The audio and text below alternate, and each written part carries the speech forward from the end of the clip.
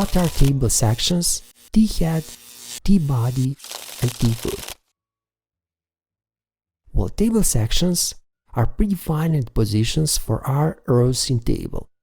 So no matter do we place rows that are in thead on the bottom or tfoot on the top of our table will always organize our rows on that way that rows that belongs to the thead will be always on the top of the table, rows that belong to the tbody in the middle of the table, and the rows that belong to the tfoot will be on the bottom of the table.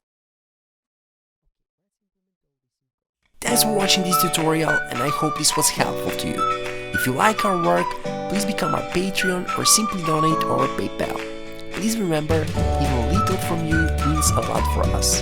You can follow us on our Twitter and Instagram profiles, and please don't forget to subscribe on our YouTube channel, because on our YouTube channel, knowledge is waiting for you.